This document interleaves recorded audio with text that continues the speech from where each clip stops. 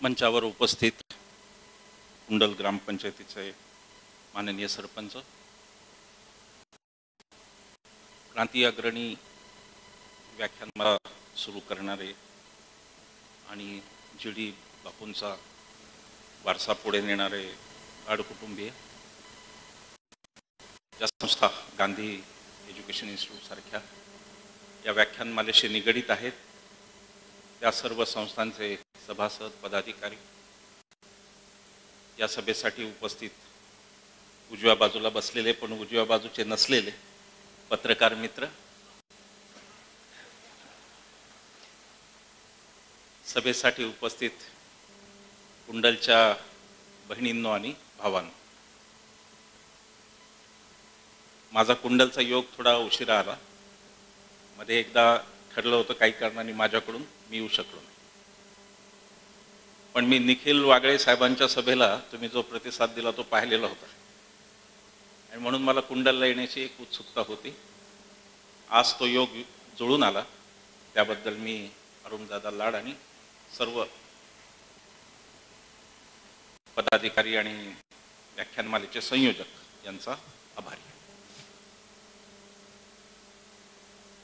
मी इथे आल्यानंतर क्रांतिसिंह नाना पाटील यांच्या स्मारकाला भेट दिली, बापूंच्या स्मारकालाही भेट दिली आणि मी तो सगळा पट पाहून, माहिती पट पाहून, तो इतिहास पाहून मी खूपच प्रभावित झालो. इकडे येण्याआधी मी संपतराव दादांच्या घरी पण स्मृतिवनात, क्रांती स्मृतिवनात पण गेलो. ही योद्ध्यांची भूमी हे मला माहिती आहे. क्रांतिसिंह नाना पाटील असतील, बापू असतील किंवा नागनाथ अण्णा असतील, त्या परंपरेपासून ते अगदी काल परवा पानसरे सरांपर्यंत, ND पाटील सरांपर्यंत, संपतराव पवारांपर्यंत ही भूमी योद्ध्यांची भूमी हे मला माहिती आहे. एक धगधगतं अग्निकुंड, मी कल्पना करू शकतो की वाहनांची व्यवस्था नसताना कुंडलवरून उठायचं, धुळ्याला जायचं आणि धुळ्याचा शासकीय खजिना लुटायचा, त्याला काय मेहनत लागू शकत असेल हे मी समजू शकतो. आता जो प्रश्न आपल्या समोर उभा आहे तो क्रांतिसिंह, बापू, नागनाथ अण्णा यांनी गोळ्या झेलून मिळवलेलं स्वातंत्र्य टिकू द्यायचं की नाही टिकू द्यायचं हा प्रश्न आहे. माझा उल्लेख सारखा पत्रकार म्हणून होतोय, पण मी पत्रकार नाही. मी माझ्याकडून सांगितलं, नसलेल्या पदव्या आपल्याला चिटकवून घेऊ नयेत, जे आहे ते ठीक असेल. जे स्वातंत्र्य ज्यासाठी ते इंग्रजांशी लढले, इथे अनेक स्वातंत्र्य सैनिकांची मुलं बसलेली असतील, आता ते वयाने पुढे गेले असतील, माझे पण वडील स्वातंत्र्य, आपल्या बापजाद्यांनी मिळवलेलं स्वातंत्र्य टिकू द्यायचं की ते संपून टाकायचं, एवढा एक मोठा प्रश्न घेऊन 2024 आपल्याकडे येत आहे. आम्हाला असं लक्षात आलं की राजकीय परिस्थितीमध्ये विरोधी पक्ष बोलू शकत नाही. त्याचं कारण ते बोलले की त्यांच्या मागे ED लागते, CBI लागते, इन्कम टॅक्स लागते. मग हे कोण बोलणार हा प्रश्न आहे. आणि म्हणून आम्ही असं ठरवलं की आपले सामाजिक कार्यकर्त्याचे अंगरखे बाजूला ठेवायचे आणि एक स्वच्छ राजकीय घेऊन या सरकारचा पराभव करण्यासाठी आपल्याकडून होतील ते सगळे प्रयत्न करायचे हे आम्ही ठरवलं. निर्भय बनो हा आमचा नारा नाही, तो या देशाच्या बापाचा नारा, महात्मा गांधींचा नारा आहे. चंपारणमध्ये बिहारच्या, थोडा बास कमी करतो, थोडं हे वाटतंय बरोबर, स्टेबल राहू द्या एकदम. बिहारच्या चंपारणमध्ये नीळ पिकवणाऱ्या शेतकऱ्यांच्यावर इंग्रज जेव्हा अत्याचार करत होते, गांधीजींनी त्यांना सांगितलं की इंग्रजाच्या विरुद्ध लढायचं असेल तर तुम्हाला आधी स्वतःला निर्भय बनावं लागेल. तो नारा निर्भय बनोचा महात्मा गांधींनी पहिल्यांदा देशाला दिला. या वर्षी 75 वर्ष झाली स्वातंत्र्याची आणि तोच नारा आपल्याला पुन्हा म्हणावा लागतो, यासारखी दुर्दैवी परिस्थिती नाही. खरं म्हणजे देश फार पुढे जायला पाहिजे होता. देशात सांप्रदायिक वातावरण ज्या पद्धतीने ढवळून निघतंय ते व्हायला नाही पाहिजे होतं. 75 वर्षाचं शिक्षण, आता आपलं स्वदेशी शिक्षण आपल्या बरोबर आहे. 75 वर्षाचा सगळा पट आपल्या समोर आहे. 75 वर्षाचा दीर्घ अनुभव शासन आणि प्रशासनाचा तोही आपल्याकडे. ते असताना सुद्धा समाजातला एक मोठा स्तर, समाजातला एक मोठा वर्ग स्वतःला असुरक्षित समजतो. गोमांस ठेवल्याच्या संशयावरून अखलाकची हत्या होते आणि एक दलित विद्यार्थी काहीतरी आवाज उठवायला जातो, रोहित वेमुला म्हणून, त्याला आत्महत्या करावी लागते. हे घडायला नको होतं, पण दुर्दैवाने ती परिस्थिती आपल्यासमोर आहे. आणि ज्या बापूंच्या संवेदना होत्या, मी पाहिलं की त्यांना झालेली मारहाण ही मी पाहिली त्यांच्या लहान वयात, आणि तिथून एक स्फुल्लिंग त्यांच्या मनात पेटलं की सगळे सारखेत, आम्ही सर्व समान आहोत, मग हा अत्याचार का? आणि दलितांबद्दलची त्यांची भूमिका ही जग जाहीर आहे. तर जे घडतंय ते चांगलं नाही, जे घडतंय ते या देशाला विध्वंसाकडे नेणार आहे. म्हणून आम्हाला ही भूमिका घ्यावी लागली. या भूमिकेत आमचा कोणताही राजकीय स्वार्थ नाही, याच्या मागे कोणताही पक्ष नाही, कोणीही प्रायोजक नाही. लोक आपापल्या ठिकाणी पैसा गोळा करतात. 1000 रुपयाच्या वर कोणाची देणगी घेतली जात नाही. स्वतः निर्भय बनवचा आमचं अकाउंट नाही, आमचं कुठल्याही बँकेत अकाउंट नाही. स्थानिक लोक पैसे गोळा करतात, 1000च्या वर देणगी घेत नाही, आणि त्या पैशातून आमच्या सभा होतात. सभेला जो प्रतिसाद मिळतोय, 30 सभा झाल्या निर्भय बनवच्या. पहिल्यांदा लोकांना फारसं त्यातलं काही वाटलं नाही, पण आत्ता जो प्रतिसाद अकोला, अमरावती, नागपूर मिळतो, तो बघून मी तुम्हाला एवढं सांगतो की 2024 साली मोदी शहा निवडून येणार नाही. यांच्या विरुद्ध एक फार मोठा अंडर करंट लोकांमध्ये, खास करून शेतकऱ्यांमध्ये. मोदी शहांचा प्रभाव कुंडल, कुरुंदवाड इथले लोक करणार आहेत, ते पुण्या मुंबईतले लोक करणार नाही. शेतकऱ्यांमध्ये जो असंतोष आहे तुमच्या भागात नाही, कारण इथे ऊस उत्पादक जास्त आहेत आणि त्यांचा संबंध कारखान्यांशी, सरकारशी कमी आहे. पण विदर्भ आणि मराठवाडा बाजारभावाशी हे सरकार ज्या पद्धतीने खेळतंय शेतकऱ्यांच्या बाजारभावाशी, ते बघून शेतकऱ्यांच्या मध्ये प्रचंड मोठा रोष आहे. आमच्या बीडच्या सभेच्या आधी एक शेतकरी भेटायला आले आणि ते म्हणाले की माझी गाडी फेडरेशनमध्ये कापसाची उभी होती आणि एका दिवसात कापसाचा भाव 9000 वरून 6000 वर आला. 10 क्विंटलमध्ये माझं 30,000चं नुकसान केलं आणि जखमेवर मीठ चोळण्यासाठी 2000 माझ्या खिशात टाकतात खात्यात. हे अर्थकारण शेतकऱ्याला कळलेलं आहे. मुळात मोदींना इथला मतदार हा नागरिक झालेला नको आहे. मोदींना इथला मतदार लाभार्थी झालेला पाहिजे, कारण मग लोकशाही विकत घेता येते. ज्या कोणत्या योजना, जे कोणतं चाललंय, निवडणुकीत पैसे देण्याच्या आधी खात्यात टाकण्याचं जे राजकारण आहे, त्या राजकारणाकडे आपण नागरिक 2014 निवडून आले. त्यांनी संसदेच्या पायरीवर डोकं टेकवलं होतं आणि खूप जण आपल्यातले प्रभावित. लोकांना वाटलं की आता एक असा नेता मिळाला जो संसदेला केवढा मानतो. पण नंतर मोदीजींनी संसदेत येणं सोडून दिलं, विरोधी पक्षाला उत्तर देणं सोडून दिलं. मोदीजी लोकसभेत अपवादाने दिसायला लागले, राज्यसभेत अपवादाने दिसायला लागले, पण एका ठिकाणी ते मात्र दिसायचे, ते म्हणजे मन की बात. ती एकतर्फा चाललेली होती, तिच्यात कोणी प्रश्न विचारत नाही. मोदीजी भारतात सगळीकडे दिसले, प्रत्येक ठिकाणी पेट्रोल दिसले. आता मला इथे सांगत होते की खताच्या सगळ्या बॅगवर मोदीजी दिसले. खत कोणताही कळत नाही, पण म्हणाले मोदीजी आहेत हे कळतं.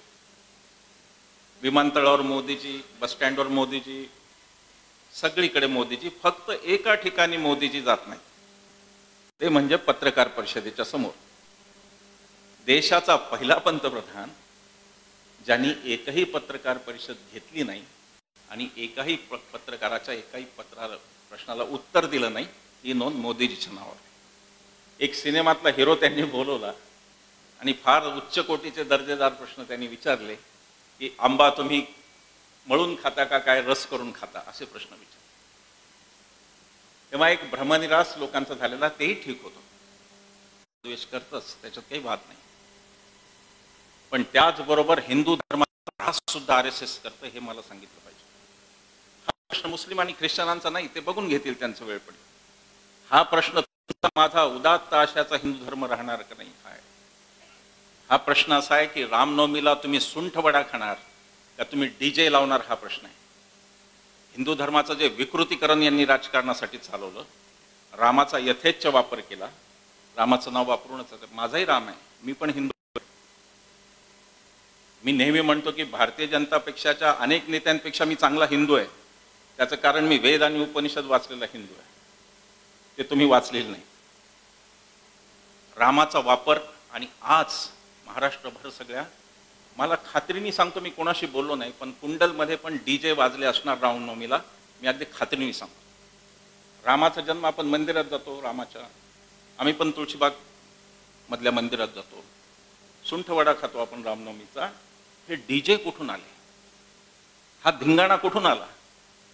हिंदू धर्माचं विद्रुपीकरण हा जो काही चाललाय त्याकडे हिंदूंनी डोळसपणे बघण्याची गरज आहे. तुमचा आणि माझा धर्म संकुचित नाही. तुमचा आणि माझा धर्म याला सोड त्याला सोड असा नाही आहे. तो सगळ्यांना घेऊन जाणारा धर्म आहे.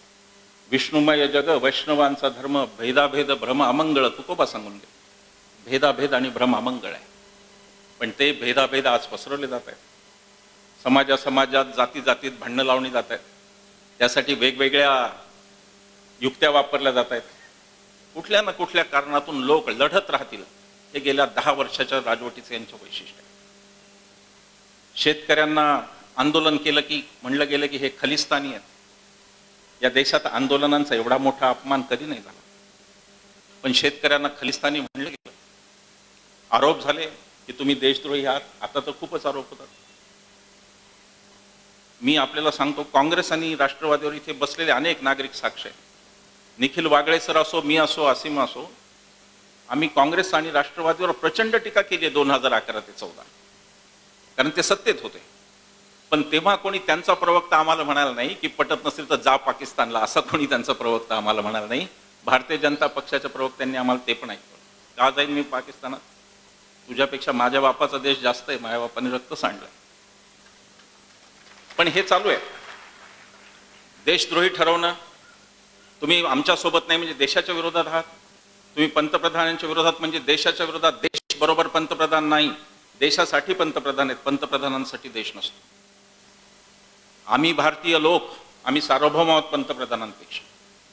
आम्ही भारतीय लोक, आम्ही संसदेपेक्षा सार्वभौम आहोत, कारण संसदेला आम्ही निवडून देतो.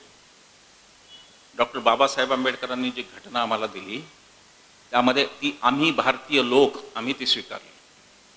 मला लोकपालच्या आंदोलनातही विचारलं जायचं की कायदे संसदेत होतील, कायदे काय जंतर मंतरवर होतात का, कायदे काय रामलीला मैदानावर होतात का, संसद सार्वभौम आहे. तेव्हा मी म्हणायचो की संसद सार्वभौम आहेच, पण संसदेला सार्वभौमत्व कोणी दिलं? राज्यघटनेने दिलं, कॉन्स्टिट्यूशन. आणि राज्यघटना कोणी स्वीकारली? तर we the people of India, आम्ही भारतीय लोक. म्हणून आम्ही भारतीय लोक संसदेपेक्षा जास्त सार्वभौम आहोत. म्हणून आम्हाला हा व्यक्तिवाद मान्य नाही. एक लाल बहादूर शास्त्री पंतप्रधान देशाने पाहिले. त्यांच्या स्मारकात जेव्हा आपण जातो, त्यांच्या बायकोच्या बांगड्या सोन्याच्या नाहीत, काचेच्या बांगड्या होत्या त्या बाईला. 15 लाखाचा सूट. भारतीय पंतप्रधानांच्या परंपरेत लाल बहादूर शास्त्री होते ज्यांनी SBIचं कर्ज फेडलं शेवटी, आणि एकीकडे 15 लाखाचा सूट आहे. एक मोठा मित्र पण आहे. या देशाला आजपर्यंत मोदीजींनी 9 वर्ष या देशाला हे उत्तर याचं कधीही दिलं नाही की तुम्ही जेव्हा परदेश दौरा करता त्यामुळे तुमच्या बरोबर किंवा तुमच्या मागे किंवा पुढे अदानी का जातो, याचं उत्तर मोदीजींनी आजपर्यंत कोणाला दिलं नाही.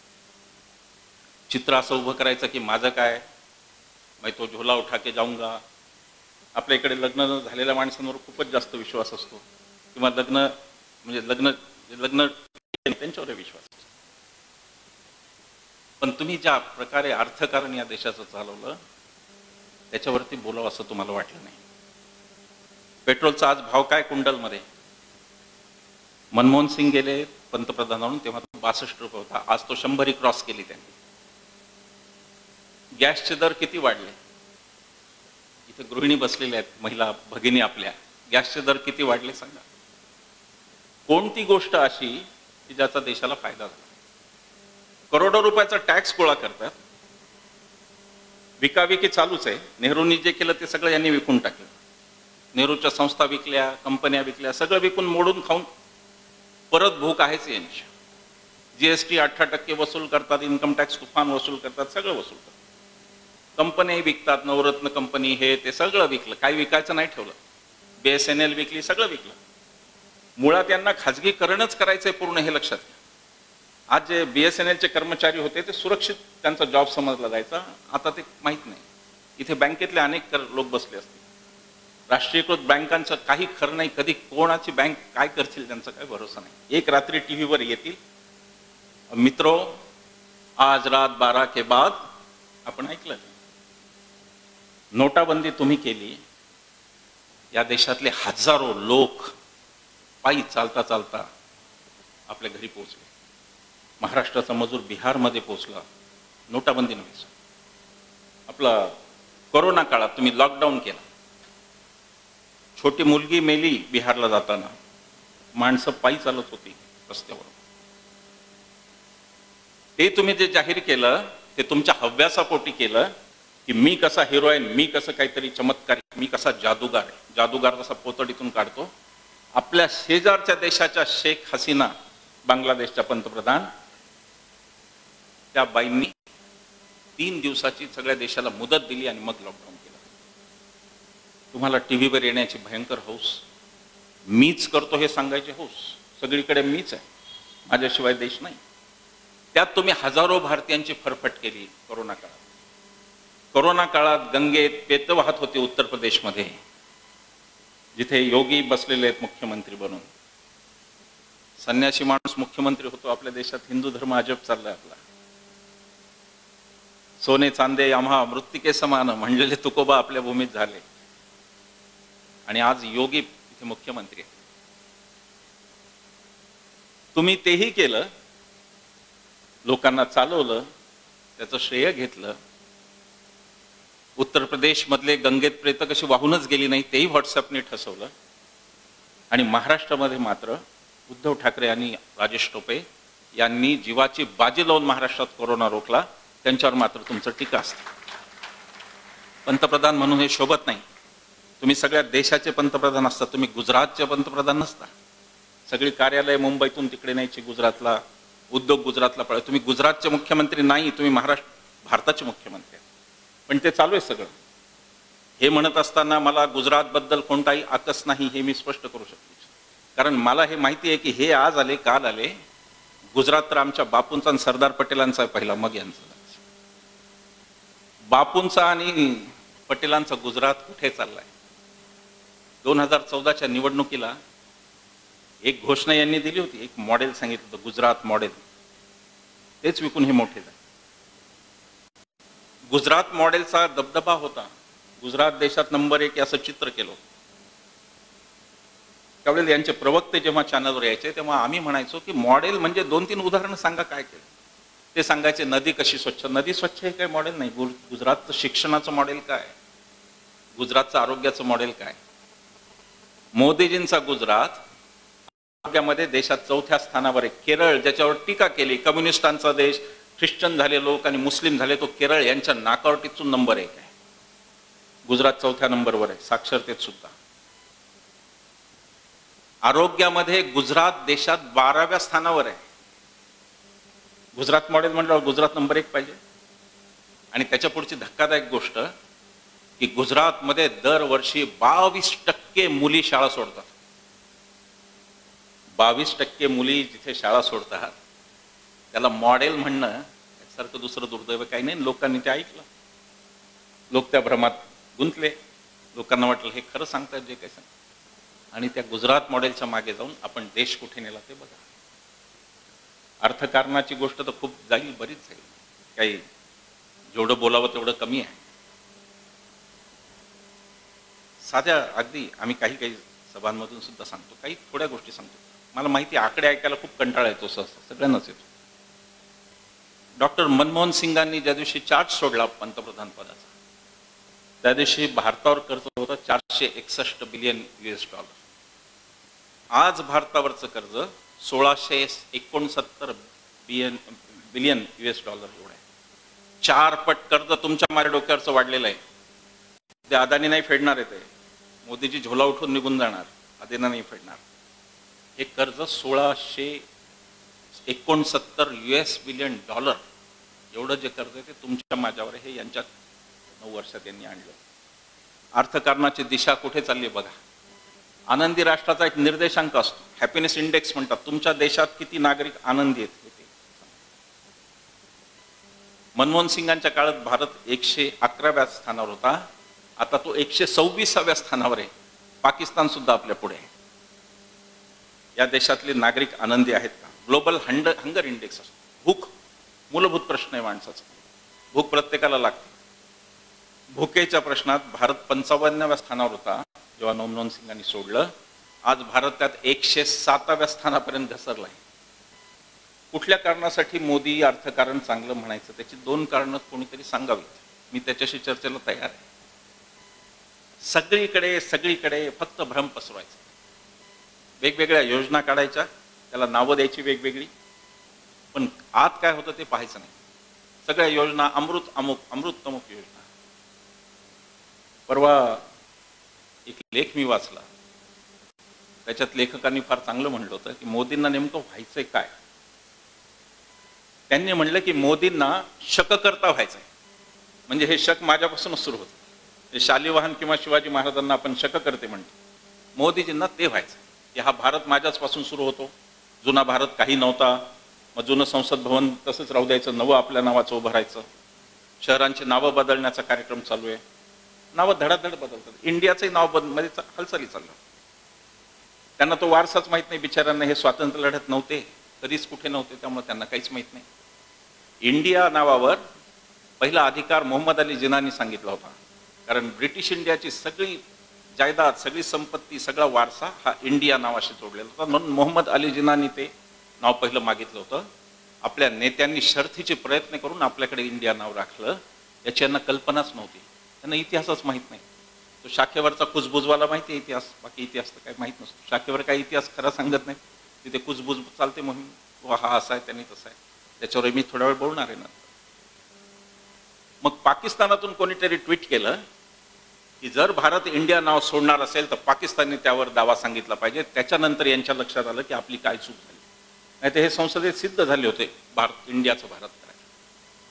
ओशो एकदा असं म्हणाले की एखाद्या माणसाला जर सांगितलं की तू आज फार भिकारी असलास तरी तुझे पूर्वज फार श्रीमंत होते, तरी त्याला बरं वाटतं की माझे पूर्वज श्रीमंत होते. तसं काहीतरी चालतं.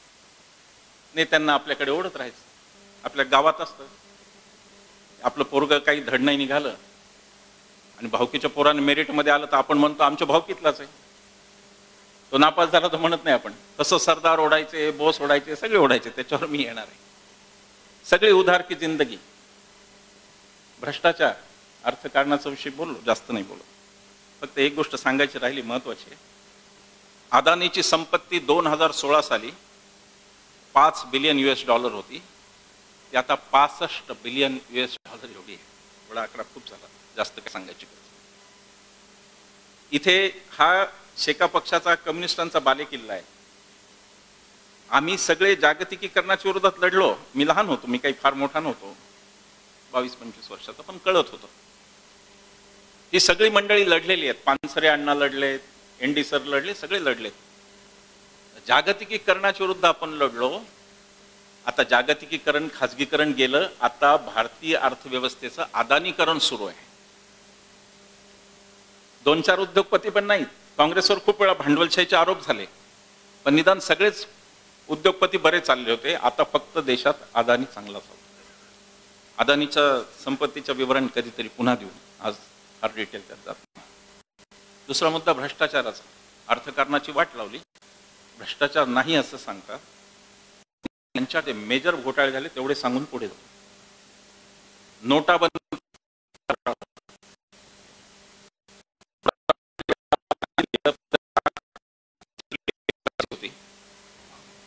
म्हणजे कॅश होती आपल्या देशात आणि 12 लाख कोटी हे 2 चलनात होते. 1000 आणि 500ची जो नोट त्यांनी बंद केली.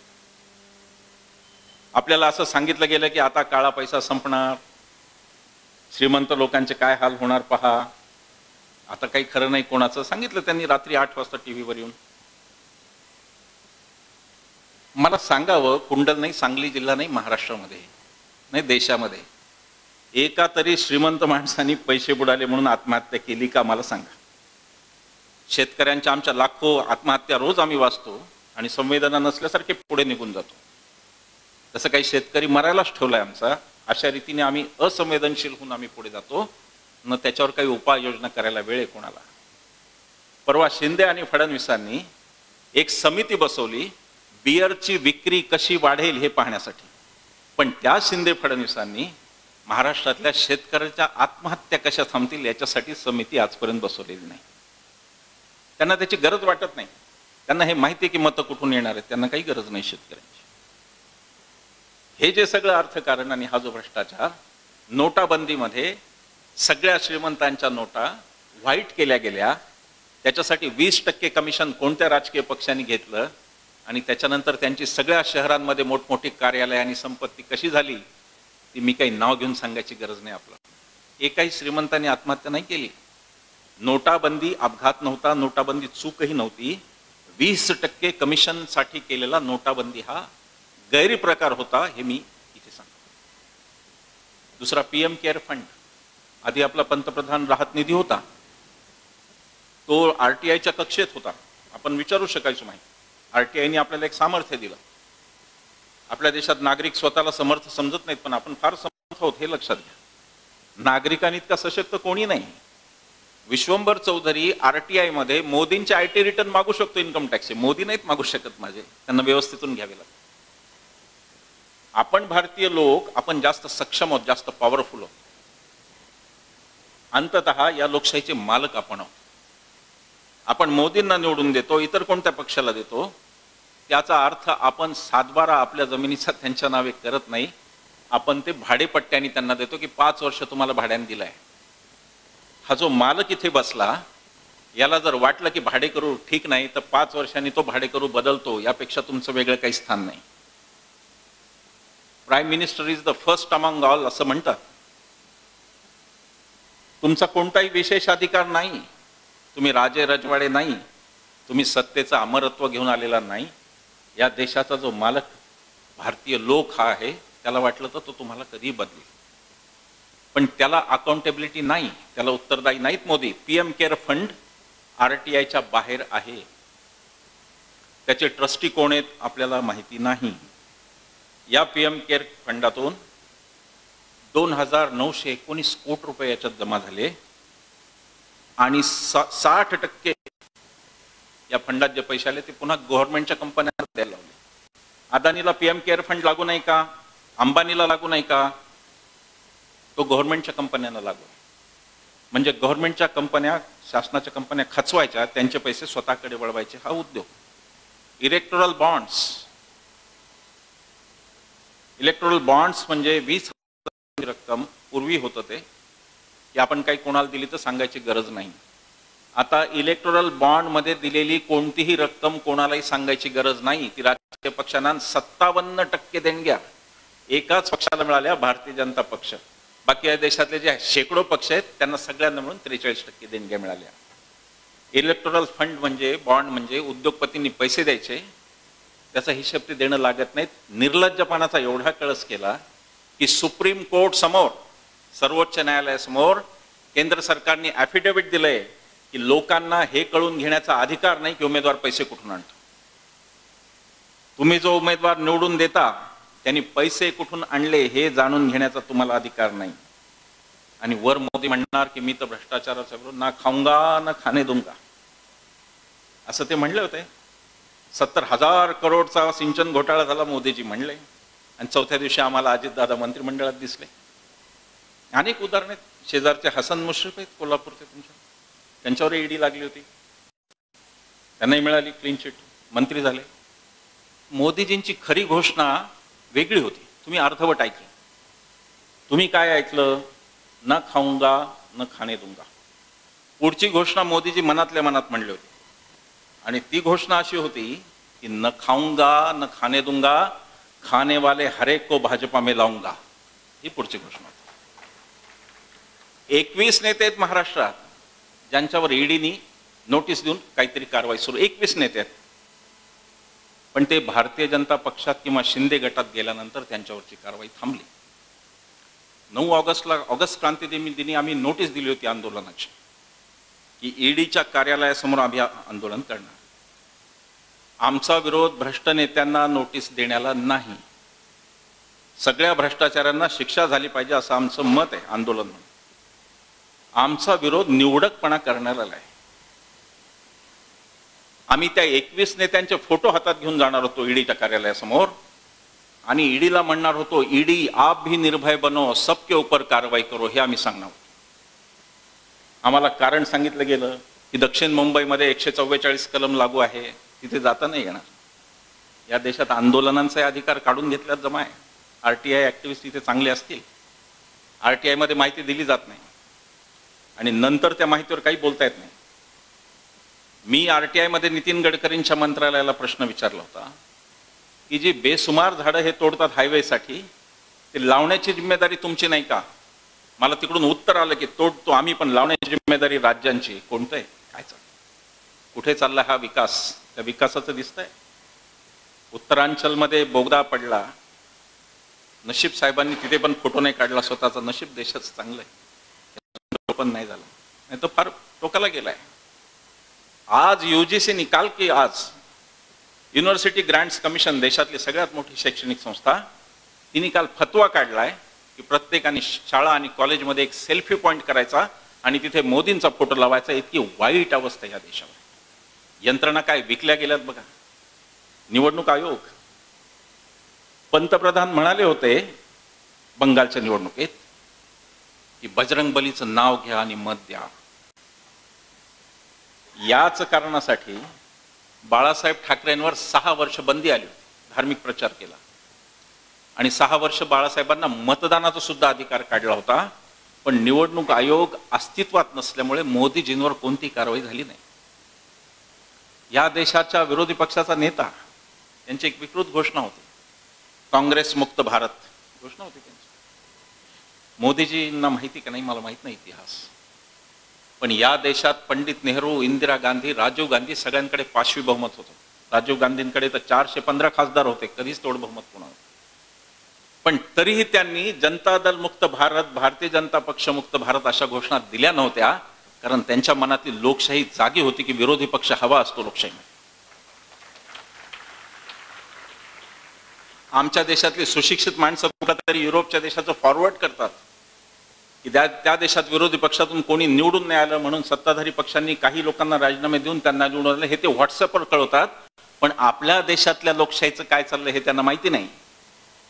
त्यांना हे माहिती नाही की या देशाचा विरोधी पक्ष नेता, राग कधी आला? राहुल गांधींनी आधी पण टीका केली होती, मोदी शहांवर केली होती, तेव्हा त्यांना राग नाही आला. मोदी शहांवर टीका केली तेव्हा पंतप्रधानांना राग आला नाही. अदानीचे 20,000 कोटी कोणाचे हे विचारलं तेव्हा राग आला. त्याच्यानंतर काय झालं?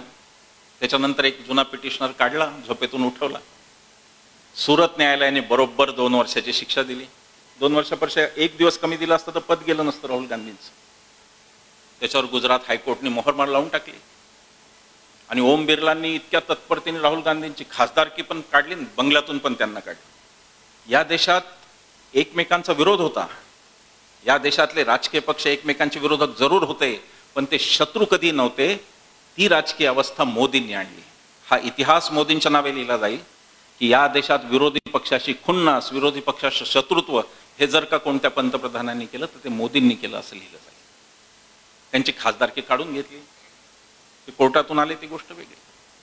यंत्रणांचा मुक्त गैरवापर चालू आहे. ईडीचं मगाशी मी बोलत होतो, अनिल देशमुखांची केस मासलेदार नमुदेदार केस, संजय राऊतांची तशीच आहे. संजय राऊतांच्या केसमध्ये तर मुख्य जे होते त्यांच्यावर ईडीने आरोपपत्र दाखल केलं नाही. गंमत आहे सगळी. हसन मुश्रीफांच्या केसमध्ये परवा ईडीचे वकील म्हणाले की आतापर्यंत काय झालं मला आठवत नाही. काय विद्वान वकील आहे. भारतीय जनता पक्षाच्या बाजूने गेलं की आठवत नाही त्यांना. त्याविरुद्ध अनिल देशमुखांना, मी त्या केसचा खूप अभ्यास केला. अनिल देशमुखांवर यांनी 100 कोटीचा दावा लावला होता. चार्ज होता 100 कोटीचा आरोप. कोर्टाने विचारलं की 100 कोटी वगैरे फॅन्सी फिगर झाल्या, तुम्ही नेमका आकडा सांगा. हायकोर्टने विचारलं मुंबईला. यांनी सांगितलं 1,71,00,000 कोटी, 1,71,00,000.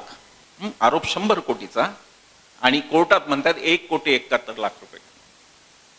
कोर्टाने सांगितलं की ठीक आहे, 1 रुपयाचा पण भ्रष्टाचार हा भ्रष्टाचार आहे. तुम्ही त्याचा एक पुरावा द्या, सबळ पुरावा द्या असं कोर्टाने सांगितलं. यांना एकही पुरावा देता आला नाही. कोर्टात यांनी सांगितलं की हेअर से म्हणजे सांगितलं ऐकलं याच्यावरती आधारित आमचा आरोप. ईडी तत्परतेने दुसऱ्या दिवशी लगेच सर्वोच्च न्यायालयात. शेवटी मालकाचं ऐकावं लागतं, हिज मास्टर्स व्हॉइस. ईडीने जमीर विकलाय पूर्ण. ईडी आता एन्फोर्समेंट डिपार्टमेंट नाही राहिली, भारतीय जनता पक्षाचं इलेक्शन डिपार्टमेंट आहे. आणि हे त्यांना ट्विट करून सांगितलं तरी त्यांना त्यांची कोणती खंत आणि खेद वाटत नाही ईडीला. चंद्रचूड साहेबांनी विचारलं की हायकोर्टने सांगितलं एक पुरावा द्या, तो तुम्ही आणलाय का तुम्ही सुप्रीम कोर्टात? ते म्हणले नाही, त्याच्यावर त्यांना जामीन मिळाला. एका माणसाचं राजकीय भवितव्य तुम्ही 14 महिने जेलमध्ये ठेवता, कुठलाही आरोप न लावता. त्या माणसाच्या कुटुंबाचा विचार करत नाही, त्या माणसाचा सामाजिक दर्जाचा विचार करत नाही. 14 महिने तुम्ही केवळ राजकीय सूड म्हणून ठेवता. तेच संजय राऊतांचं. यंत्रणा पूर्ण कामातून गेल्यात. या देशात जर सत्ता बदल झाला तर कदाचित पुढची 10, 15, 20 वर्ष यंत्रणा धड काढण्यातच वेळ जाणार आहे. इतकं यांनी विष पेरून ठेवलं सगळीकडे. सगळ्या यंत्रणा विषारी केल्यात. तुम्ही कोणती बघा, तुम्ही UGC बघा, तुम्ही वाटेल ती बघा. निवडणूक आयोगाने एवढा तरी विचार करायला पाहिजे होता लाड साहेब, की फक्त एका सभागृहात बहुमत बदल नाही माझ्याकडे म्हणून माझा पक्ष बाद ठरतो का? शिवसेना विधानसभेत अल्पमतात आली खरं आहे, पण शिवसेना मुंबई महापालिकेत बहुमतात आहे, औरंगाबाद महापालिकेत बहुमतात आहे, सगळीकडे शिवसेना बहुमतात आहे. मग एका सभागृहावर पक्ष रद्द होऊ शकतो का? हा निवडणूक आयोगाने विचार करायला पाहिजे होता, तो केला नाही. ज्या घाईने निवडणूक आयोग काम करतोय त्यांनी हेही लक्षात ठेवावं की सत्तांतर होईल तेव्हा त्यांचे दिवस बुरे दिन आएंगे. कारण देशात सुडाचा प्रवास सुरू झाला, तो आता कोणी थांबू शकत नाही.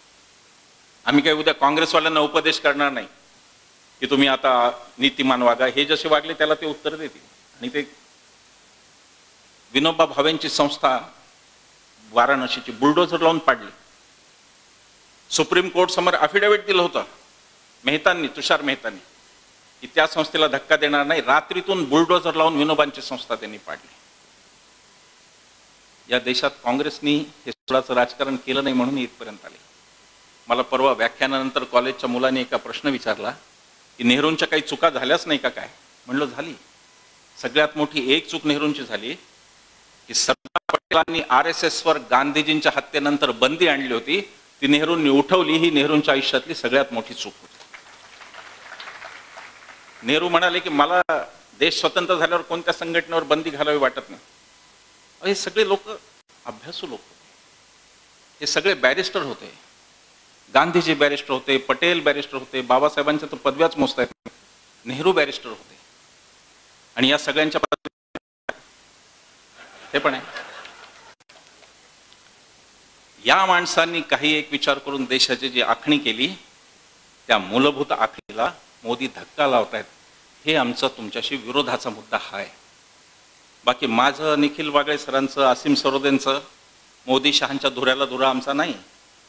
माझा धुरा परभणीत आहे, असीमचा यवतमाळमध्ये, मोदी शहांचा गुजरातमध्ये असेल. आमचं भांडण धुऱ्याचं भांडण नाही. माझ्या बापांनी रक्त देऊन, रक्त सांडून माझ्या बापांनी जे स्वातंत्र्य मिळवलं त्याला जर तुम्ही नख लावणार असाल तर आम्ही तुमच्या विरोधात उभे राहू.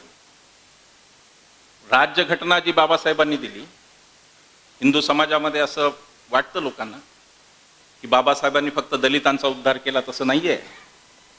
राज्यघटना आणून बाबासाहेबांनी या देशातल्या 97% प्रजेचा उद्धार केलेला आहे. कारण राज्यघटना नव्हती आणि मनुस्मृतीचं राज्य होतं तोपर्यंत माझी आई, माझी बहीण, माझी बायको, माझी मुलगी या सगळ्या शूद्र होत्या, त्यांना बरोबरीचा अधिकार नव्हता. किंवा बाबासाहेबांचं मूल्यमापन करताना बाबासाहेबांनी फक्त दलितांची दास्यमुक्ती केली असं आपण म्हणू नये. बाबासाहेबांनी हिंदू समाजातल्या 57%, ज्यात 50% हा वर्ग आहे, 50% हा इकडची बाजू आहे, त्या वर्गाला सुद्धा बाबासाहेबांनी स्वातंत्र्य दिलं. जर राज्यघटना नसती तर आज मुली पायलट दिसल्या नसत्या. परवा मी रायपूरच्या फ्लाईटमधून येत होतो आणि मला खूप अभिमान वाटला. दोन्ही मुली पायलट होत्या आणि अतिशय उत्तम. त्यांनी, पुरुषांना नेहमी गंड असतो की आम्ही मोठे, तसं काही नाहीये. मला खूप प्रामाणिकपणे वाटतं की एकदा देश 5 वर्ष सगळं बायकांच्याच हातात द्यायला पाहिजे. खरंच मला प्रामाणिकपणे वाटतं. जिथे हाती पाळण्याची दोरी ती जगात ते उद्धरित. त्यांच्यामध्ये एक अनुकंपा असते, एक मातृत्व असतं, समाजाच्या बद्दल एक त्यांच्या भावना वेगळ्या असतात. त्यांना असं समाजाकडे त्या दयेनी मायेनी पाहतात, आईच्या मायेनी पाहतात, ते आपण नाही पाहू शकत. पण असो, तो विषय वेगळा.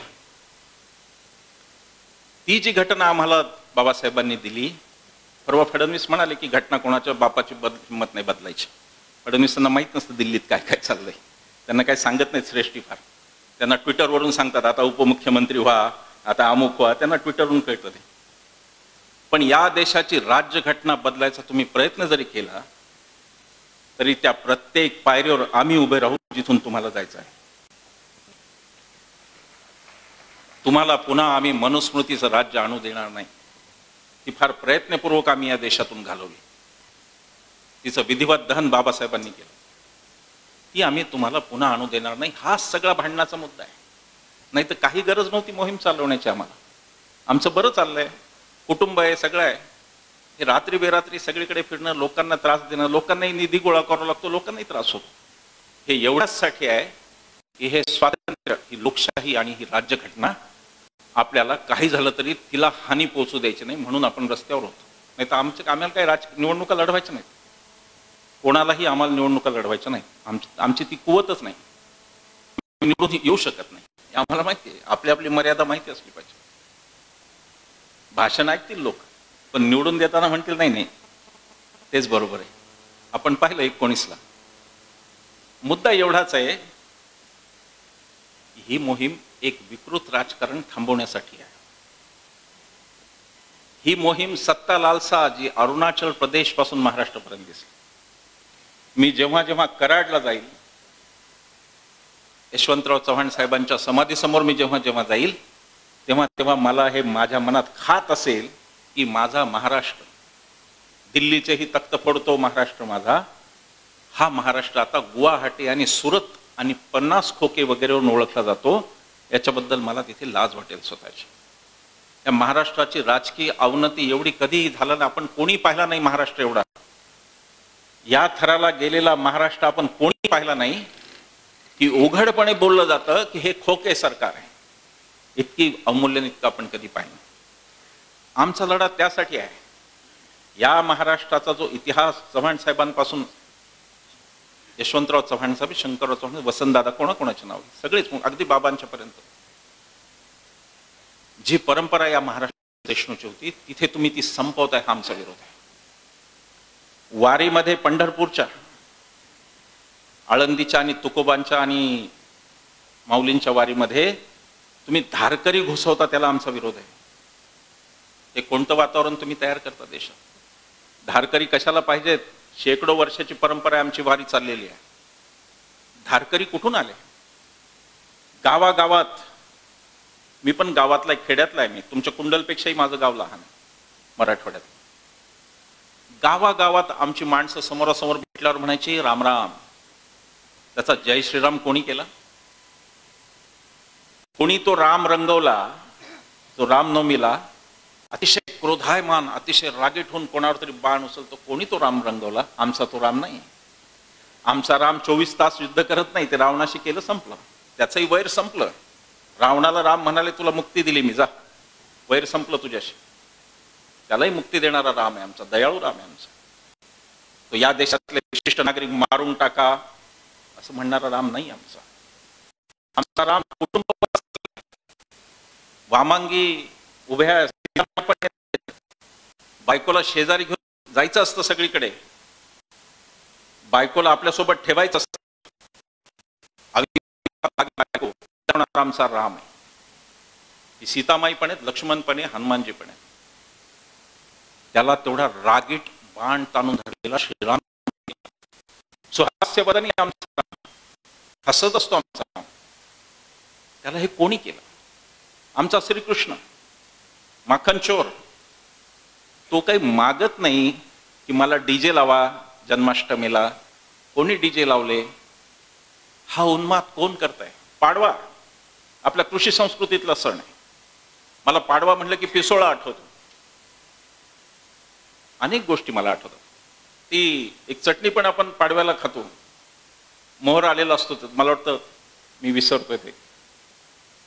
पूर्ण कृषी संस्कृतीतला सण आहे आपला. नवीन बियाणं येणार आहे, नवनवोन्मेष पृथ्वीचा सुरू होणार आहे.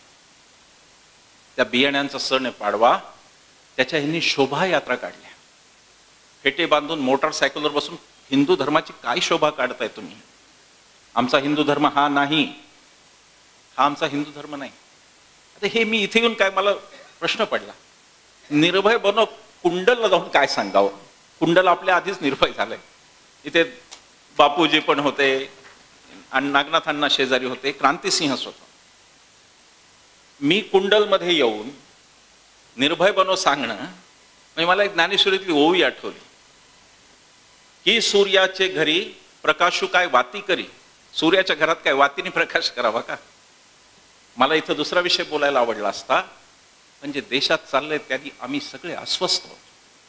आम्हाला कळत नाही की हे कोणत्या धारेला लागून पोचणार. आम्हाला कळत नाही की हा देश कुठे चालला. हा पुन्हा रानटीपणाकडे जातो की काय? हा पुन्हा एकदा असंस्कृतपणाकडे जातो का, असं आम्हाला वाटायला लागलं. असं आम्हाला तेव्हा वाटलं जेव्हा मणिपूरमध्ये यांची घोषणा काय होती सत्तेवर येताना, छत्रपतींचा आशीर्वाद 14 साली घोषणा होती. ही घोषणा देण्याची नैतिक हिंमत तरी तुमच्यात आहे का? महाराजांनी तर सुभेदाराची सून सोडली, सन्मानाने परत पाठवलं, रांझ्याच्या पाटलाचे हातपाय तोडले. त्या छत्रपती शिवाजी महाराजांचं तुम्ही नाव घेता आणि मणिपूरमध्ये 2 असहाय्य बहिणींवर हजारोचा समाज बलात्कार करतो. कोणतं शिवछत्रपतींचं राज्य तुम्हाला पाहिजे? शिवाजी महाराजांची बदनामी का करता? 2 अबला मणिपूरवर रस्त्यात फिरत होत्या आणि त्यांच्या मागो हजारोची झुंड पुरुषांची, आणि त्यांना बलात्कार होतो. आणि तुम्ही सांगता शिवाजी महाराजांच्या पद्धतीने आम्हाला राज्य करायचं. आम्ही तेव्हा पेटलो जेव्हा आमच्या लक्षात आलं की आपल्या आया बहिणी या राज्यात सुरक्षित नाही. काल मणिपूरच्या होत्या, उद्या महाराष्ट्राच्या असतील. आपण काही लांब समजायचं कारण नाही. तिकडे कोकी आणि नागामध्ये लावून दिलं, राज्यात भांडणं लावून दिली. महाराष्ट्रातही चालू आहेत. मला विनम्र आवाहन करायचं सगळ्यांना, मराठा समाजाचे माझे बांधव असतील नाही तर ओबीसी समाज, मला एक तुम्हाला विनम्र करायचं आहे, कृपा करून यांना वातावरण बिघडण्यात मदत करू नका. दंगली भांडणं हे सगळं यांना पाहिजे, कारण 24ला सांगण्यासारखी दुसरी कोणतीही गोष्ट यांच्याकडे नाही. महाराष्ट्र सरकार काय सांगणार आहे? शिंदे फडणवीसांनी सांगावं काय दिवे लावले गेले काही दिवसात. सत्तेत आल्यापासून काय चांगल्या गोष्टी केल्या सांगा लोकांना. ते होणार नाही. सगळीकडे माझं नम्र आव्हान आहे, राखीव जागा कोणाला मिळतील, काय व्हायचं ते होईल, ती कायदेशीर लढाई चालत राहील. काही जणांना कदाचित, काही जणांवर अन्याय होईल, काही जणांना नाही मिळेल, सगळं होत राहील. ती कोर्ट आणि ते पाहून घेईल, कायदा संविधान आपल्या देशातलं पाहून. पण हे जाती जातीची तेढ निर्माण करण्याचे प्रयत्न चालले. दररोज कोणीतरी उठतो आणि काहीतरी बोलतो आणि वातावरण गढूळ करतो. खेड्यापाड्यापर्यंत हे लोन पोचलंय, ते पोचायला नको. आपल्याला काही झालं तरी नागरिक म्हणून आपल्याला कोणत्याही जाती धर्माचे आपण असू, कोणत्याही विचाराचे आपण असू, नागरिक म्हणून आपल्याला एकत्र राहण्याची वेळ आहे. ज्या भयानक पद्धतीने ज्या गोष्टी चालल्यात त्या आपल्याला नागरिक म्हणून तशा चालवता येणार नाहीत, हे मला मुद्दाम सांगायचं. इथे तुमच्या दंगल झाली होती कोल्हापूरला. कारण काय होतं? काही मुस्लिम मुलांनी औरंगजेबाचं स्टेटस ठेवलं. आता ते ठेवणाऱ्या मुलांचं बिचारांचं स्टेटस काय? ते शाळेतले कॉलेजमधली मुलं होती. ते कोणते असे इफेक्टिव्ह नेते लागून गेले की त्यांनी झालं तर काय? त्यांनी केलं ते चुकच होतं. औरंगजेबाचं स्टेटस ठेवण्याला माझा विरोध आहे, नाही ठेवता येणार, ते चुकच आहे. पण त्याच्यावरून दंगली भडकायच्या. त्या मुलांना कोणीतरी समजू शकलं असतं जाऊन, बाबांनो हे करू नका. विष पेरलं जात आहे, बहुजनांच्या मुलांना बहकवलं जात आहे आणि विषाची पेरणी होती. यांची मुलं तिकडे अमेरिकेत शिकतायत, त्यांना काही फरक पडत नाही. ही बहुजनांच्या मुलांना डोके फिरवण्याची मोहीम आहे. ती मुलं गाठायची, तरुण वयात त्यांच्या मनात विष पेरायचं, ही मोहीम आहे. त्याच्यापासून आपण सगळ्यांनी सावध राहण्याची गरज आहे. लक्ष ठेवून राहा. तुमच्या घरातला मुलगा, तुमचा मुलगा, नातू कुठे जातो, काय करतो, कृपा करून लक्ष द्या. कारण नाहीतर अन्यथा टोळ्याच्या टोळ्या बनवण्याचा गट आहे आणि ते तसंच चालू आहे. 20 आणि 22 वर्षाची मुलं द्वेष ओकतात, कॉलेजमधली मुलं द्वेष ओकतात, दोन्ही बाजूचे. हा द्वेष कुठून येतो? हा द्वेष कोण आणतं? आणि हा द्वेष आणून आपल्याला देश तोडायचा का? हा मुद्दा आहे. आपण जाणार कुठे आहोत? सगळे हिंदू पण इथले, मुसलमान पण इथले, कुठे जाणार आहेत? 15% मुसलमानांना कोणता देश वेगळा असू शकतो? आजही पाकिस्तानपेक्षा भारतात मुसलमान जास्त आहेत. मुसलमानांच्या जेव्हा विस्थापनाची वेळ आली सिरियामध्ये, अरबांनी स्वतःचे दरवाजे बंद केले, युरोपमध्ये मुसलमानांना आश्रय घ्यावा लागला. कोणी धर्मबिर्म काही कामा येत नाही, प्रत्येकजण स्वार्थी असतो आपला. अरब राष्ट्र मुस्लिम राष्ट्र आहेत, पण तिथे सिरियातून मुसलमानांना प्रवेश बंदी होती. आणि दुसरीकडे स्वित्झर्लंड सारखं राष्ट्र यांनी मात्र मुस्लिमांना ठेवून घेतलं. हे धर्माच्या नावावरची जी फक्त तशासाठी असतात. धर्म बाकी कोणत्या कारणासाठी नसतो. तुम्हाला धर्म सांगणाऱ्या नेत्यांना धर्माची कोणती चिंता नाही. त्यांना जर चिंता असती तर याच धर्मातल्या 4.5 लाख शेतकऱ्यांनी आत्महत्या केला तेव्हा त्यांचं रक्त उकळलं असतं. आत्महत्या करणारे जास्त हिंदू आहेत की मुसलमान आहेत? कोणावर आत्महत्या होत? बलात्काराचे गुन्हे, बलात्कार होणाऱ्या स्त्रिया कोणत्या जास्त आहेत? हे जे काही चाललंय त्याच्या मागे आपल्या धर्माच्या लोकांची कळकळ नसून सत्तेची कळ आहे. त्यांना जर एवढं जरी वाटलं असतं की 4.5 लाख गेले शेतकरी, 10-20 हजार मुस्लिम असतील, त्याच्यात 4,30,000 तर हिंदूच असणार आहेत महाराष्ट्रात. माझ्याकडे आकडेवारी अधिकृत नाही, पण अंदाज येतो. त्या हिंदूंचं काय करायचं सांगा? बेरोजगार हिंदूंचे तांडे, त्या रोजगाराचं काय करायचं?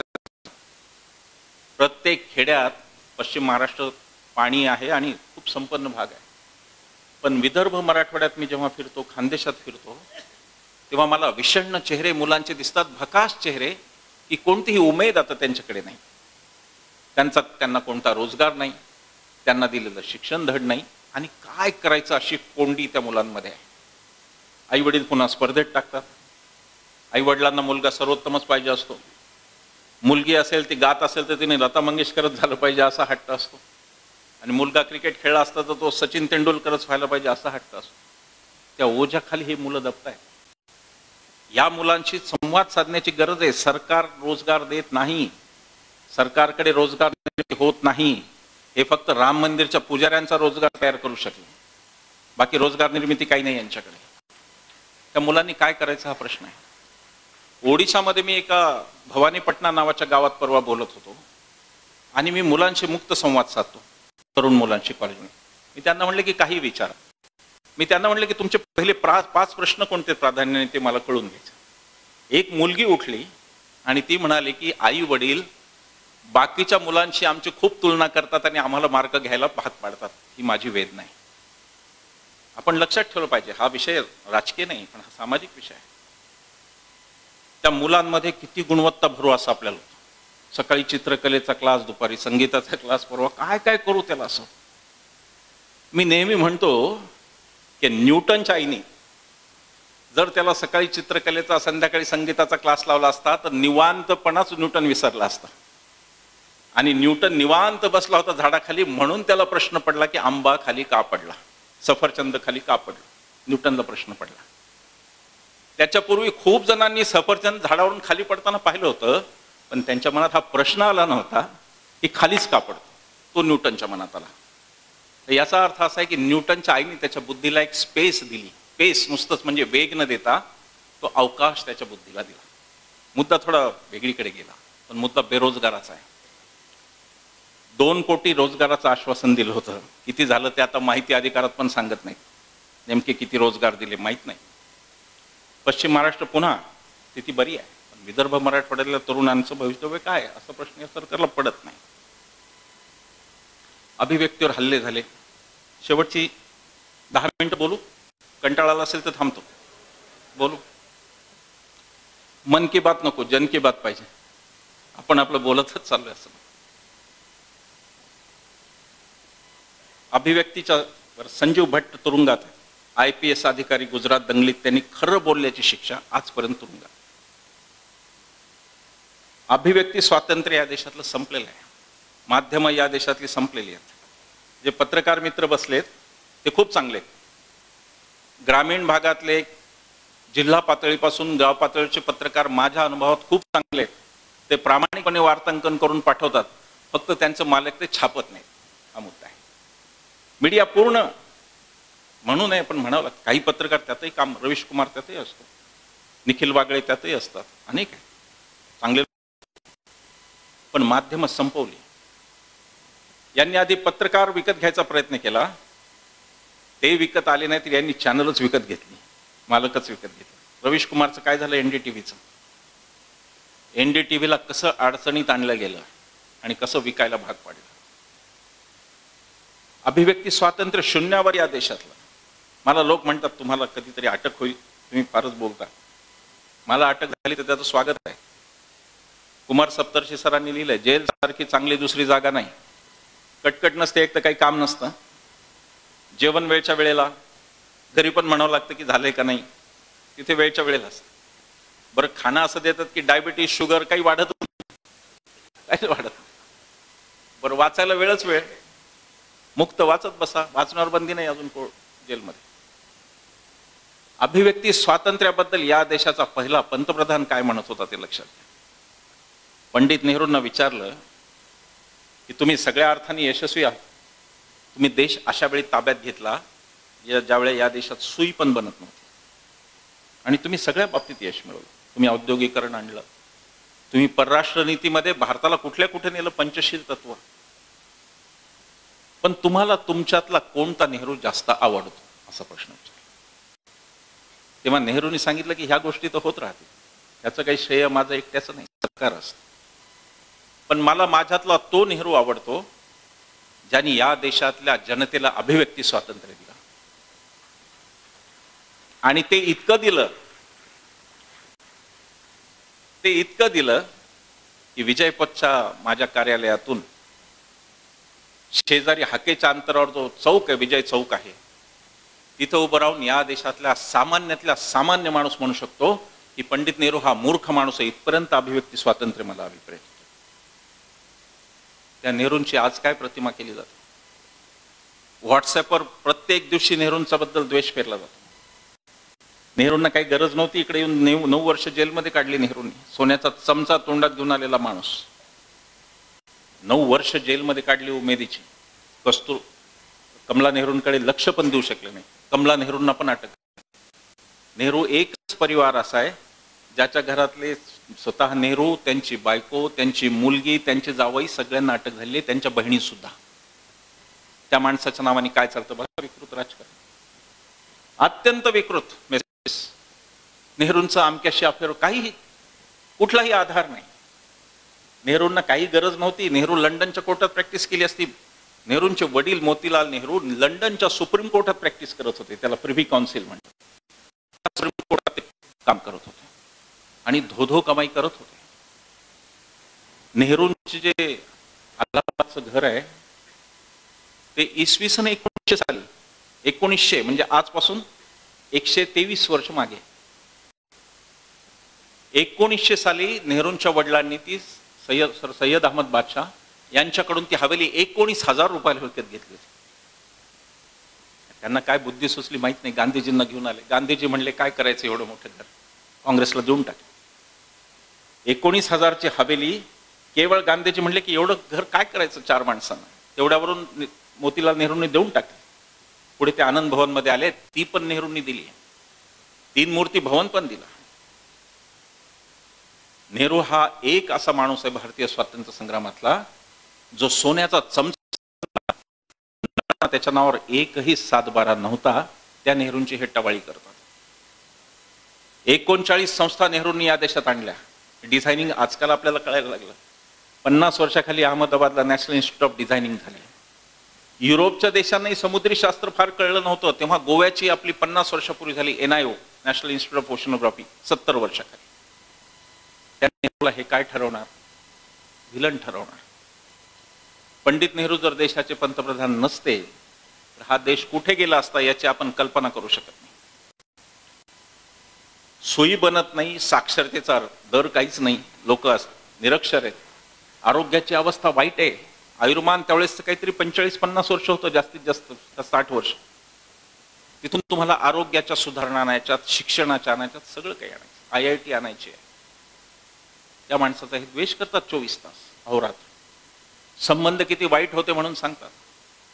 पंडित नेहरू आणि सुभाष बाबू एकांचे शत्रू कसे? काँग्रेसमधले जर कोणी घट्ट मित्र होते तर पंडित नेहरू आणि सुभाष बाबू होते, कारण दोघंही कम्युनिस्ट होते विचारात, समाजवादी विचाराचे होते.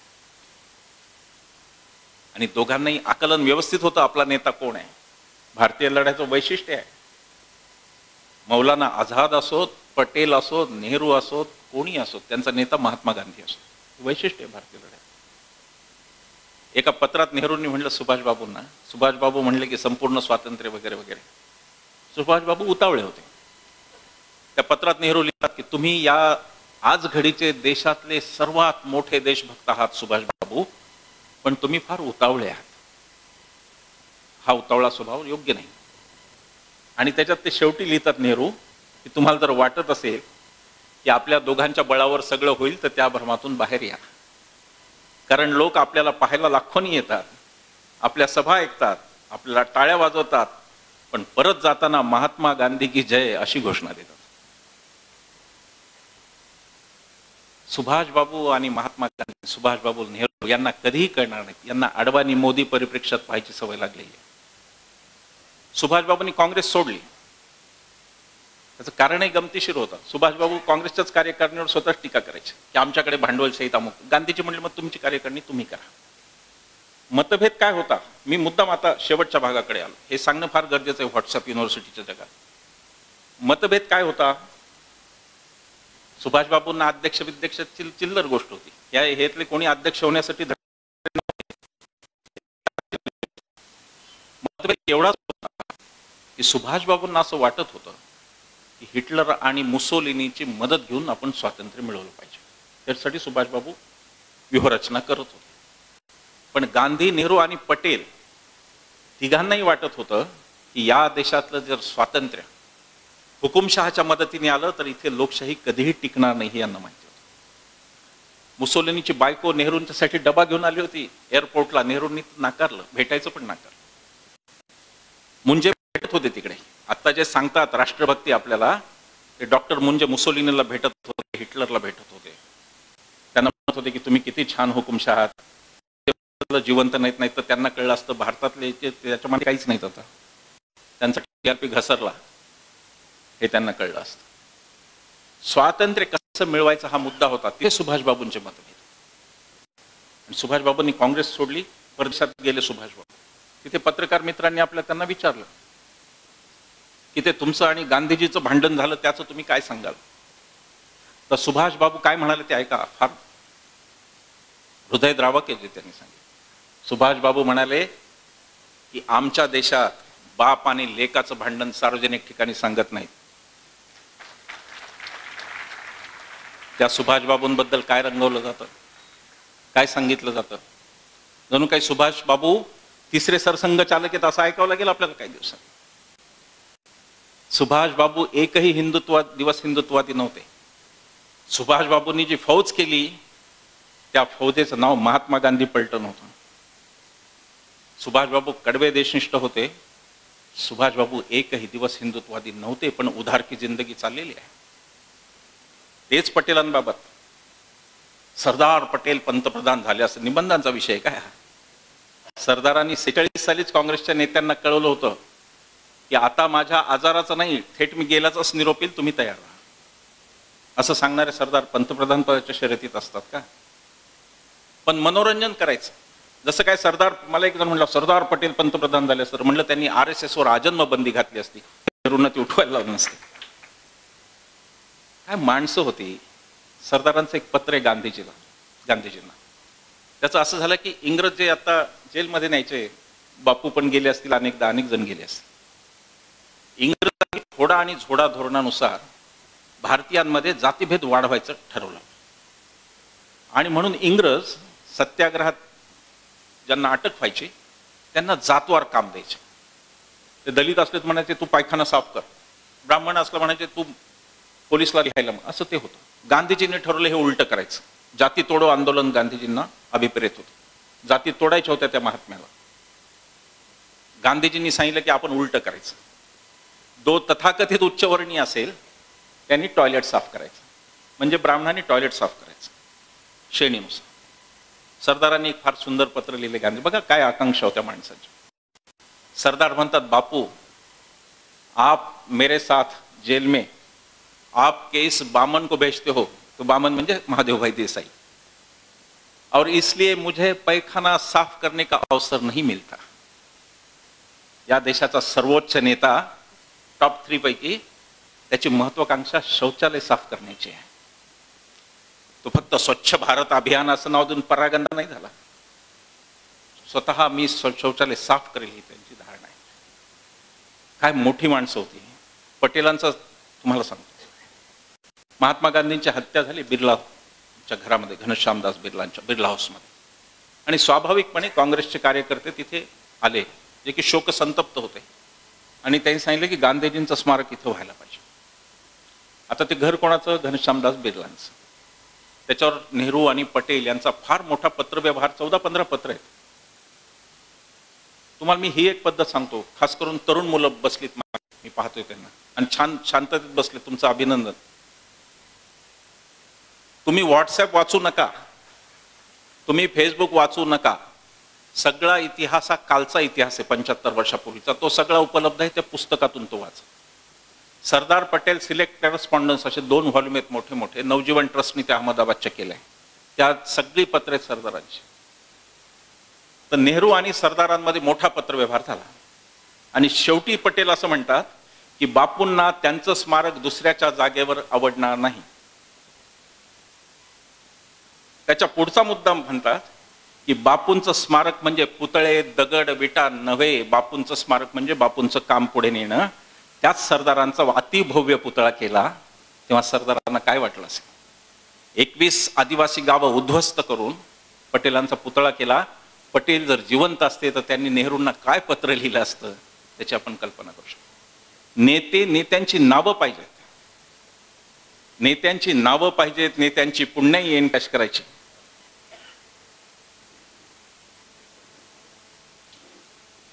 या नमस्कार.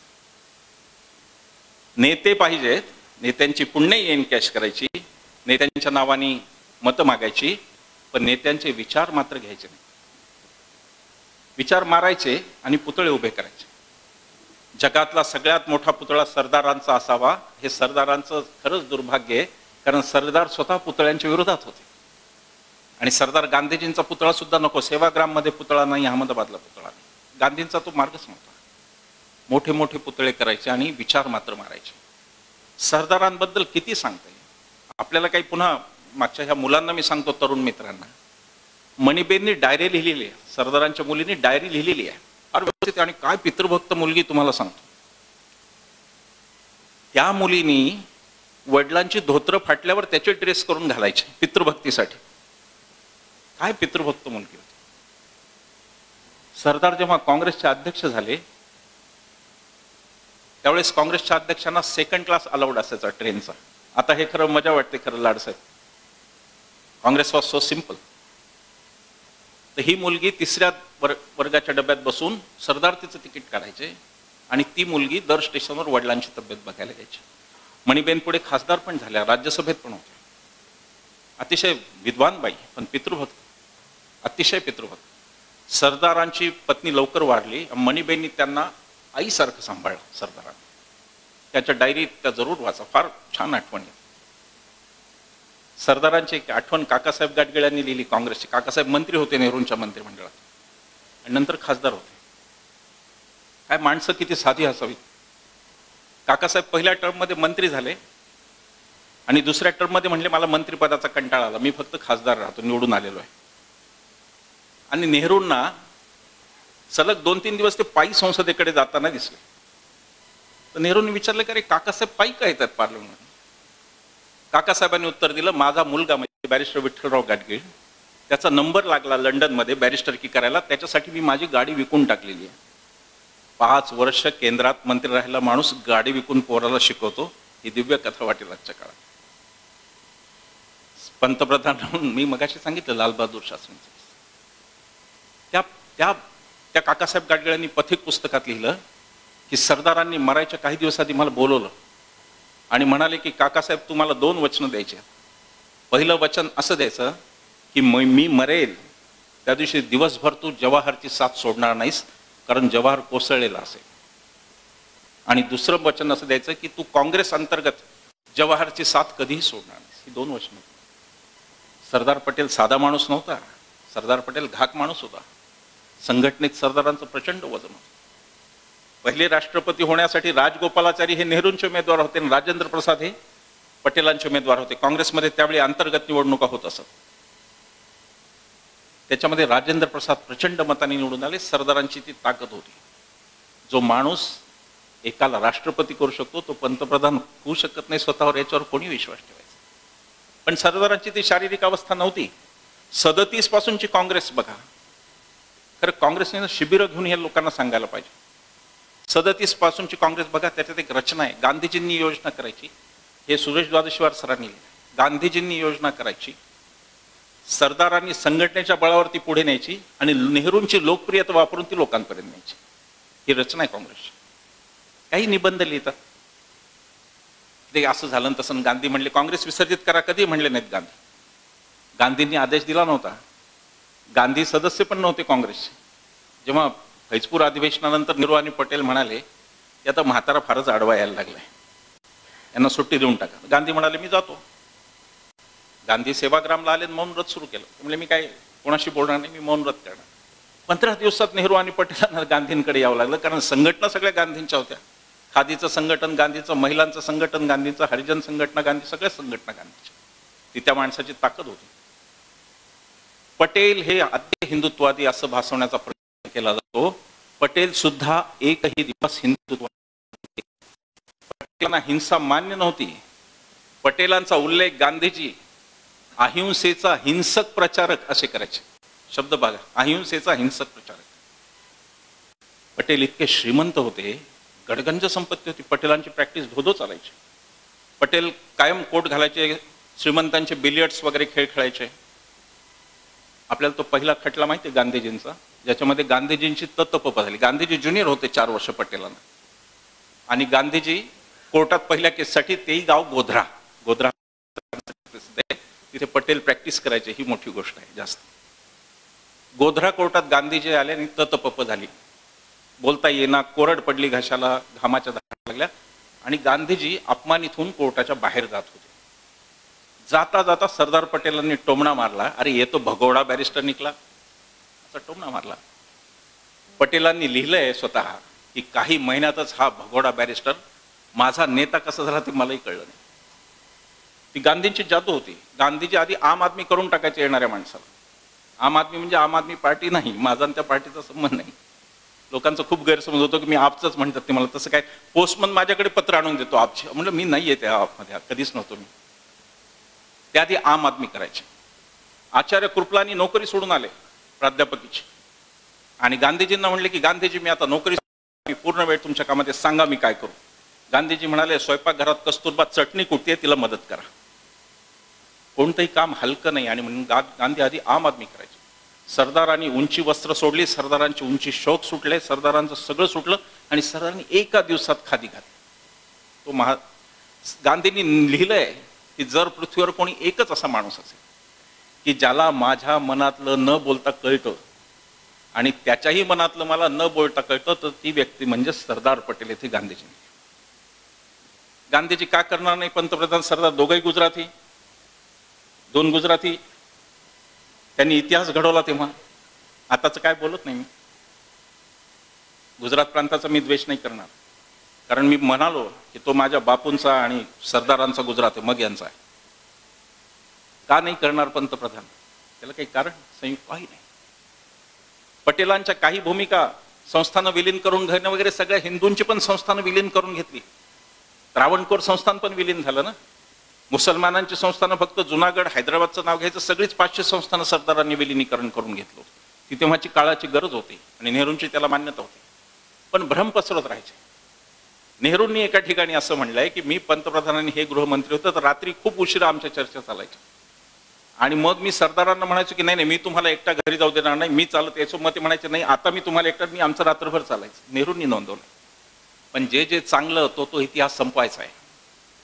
जे जे उत्तम ते संपवायचं आहे. स्वातंत्र्य लढ्याचा इतिहास संपवायचा आहे, कारण हे तेव्हा कुठेच नव्हते. दुर्दैवाची वेळ या देशावर. राष्ट्रवाद कोणाकडून शिकतोय आपण? कोण शिकवताय आम्हाला राष्ट्रवाद? ते शिकवतायत ज्यांनी राष्ट्रपित्याची हत्या केली, ज्यांनी राष्ट्रगीताला विरोध केला, आणि ज्यांनी राष्ट्रध्वजाला पण विरोध केला. आजही ह्या सांगलीमध्ये मोर्चा निघाला होता 15 ऑगस्टला, भगवा ध्वज आमचा ध्वज निघाला होता की नाही सांगा? RSSच्या मुख्य हे आम्हाला शिकवतात देशभक्ती. अरे आमच्या पिढ्यानपिढ्या गेल्या, आमच्या घरात वंदे मातरम, पण तुम्ही कोण सांगणार? आमच्या ते पिढ्यांमध्ये ते मुरलेलं स्वातंत्र्य काळातलं ते समरगीत ते वंदे मातरम काँग्रेसच्या अधिवेशनात गायचं जायला, आजही पार्लमेंटमध्ये काँग्रेसच्या काळापासून गायलं. तुम्ही काय शिकवता आम्हाला वंदे मातरम? तुम्ही होता का तेव्हा वंदे मातरम म्हणायला? तुम्ही ते इंग्रजांच्या बाजूने होता. तुम्ही तर सांगत होता की वंदे मातरम म्हणू नका, सरकार आट, हे तुम्ही सांगत होता ना. तुम्ही आम्हाला काय शिकवता? पण ते आपल्याला शिकवतायत राष्ट्रगीत, राष्ट्रध्वज आणि राष्ट्रपिता, तिन्हीचे जे शत्रू होते ते आम्हाला राष्ट्रवाद शिकवतायत. यांच्याकडे पहिला कधी लागला तिरंगा? RSSच्या मुख्यालयावर 55 वर्ष तिरंगा लावला नव्हता देशाला स्वातंत्र्य मिळाल्यावर. 2002 पासून ते लावतात. एक कोर्ट केस झाली म्हणून लावते. ज्यांनी 55 वर्ष तिरंग्याचा द्वेष केला ते आम्हाला आज सांगतायत घर घर तिरंगा, हर घर तिरंगा. रे काय चाललंय? तुमचा इतिहास काय? तुम्ही बोलताय काय?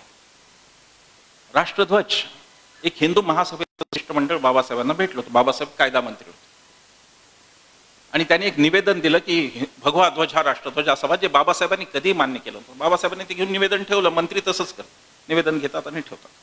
पण सगळीकडे पसवायचे की खरं म्हणजे बाबासाहेबांना भगवा हाच ध्वज करायचा.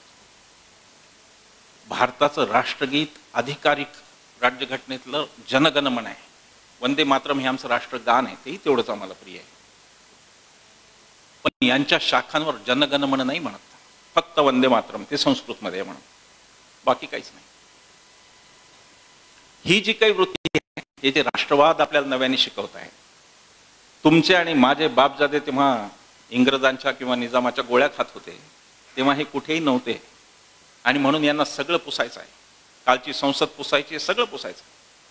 फक्त मोदींपासून भारत सुरू होतो 2014 पासून, हे यांना सांगायचं. तिथे आपला यांचा विरोध आहे. बऱ्याच गोष्टी सांगता येतील, वेळ पण संपत आलेली आहे. पण काही 1-2-3 गोष्टी सांगून मी थांबतो. तर सांगणं गरजेचं आहे. हिंदू महासभेला किती जागा मिळाल्या निवडणुकांमध्ये, त्याच्यावर जर आम्ही थोडं पाहिलं की काय.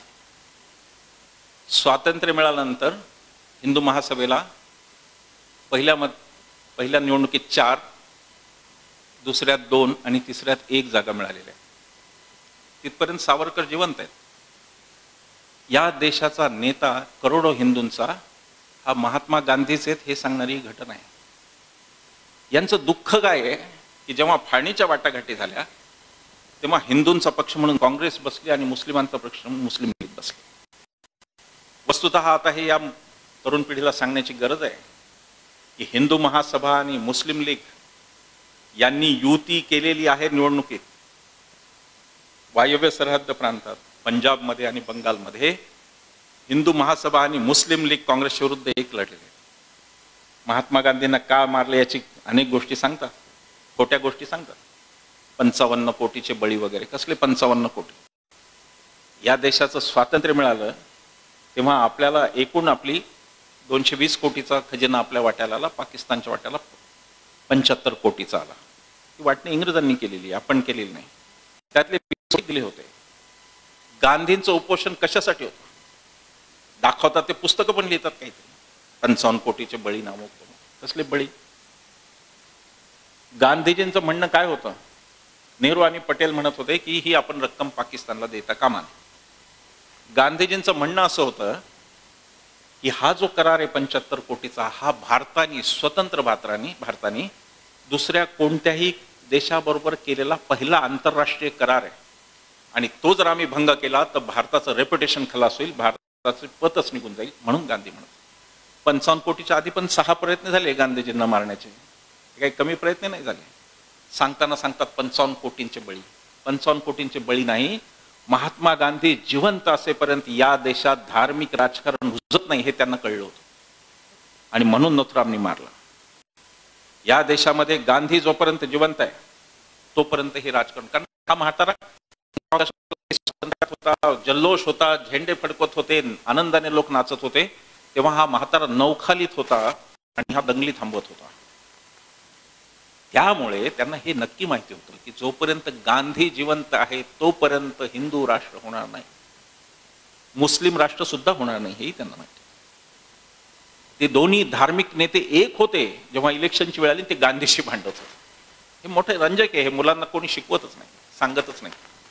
खरं हे शाळेतून शिकवलं गेलं पाहिजे की यांनी एकत्र निवडणुका लढवल्यात काँग्रेसच्या विरोधात, आणि काँग्रेस हाच पक्ष हिंदूंचा पक्ष म्हणून. काय ताकद होती गांधीजींची बघा. जेव्हा एवढ्या आपलं पुणे करार झाला 1932चा, आणि त्यावेळेस जे गांधीजींनी उपोषण केलं, किती मोठे माणसं होती मनाने बघा. बाबासाहेबांनी सुद्धा गांधीजींच्या प्राणाशी गाठे म्हणल्यावर हट्ट सोडला स्वतःच. ती माणसंच मोठ्या मनाची होती, या माणसांची तुलनाच होऊ शकत नाही जगात. गांधीजींनी सांगितलं माझं उपोषण राखीव जागांच्या विरोधात नसून अस्पृश्यतेच्या विरोधात.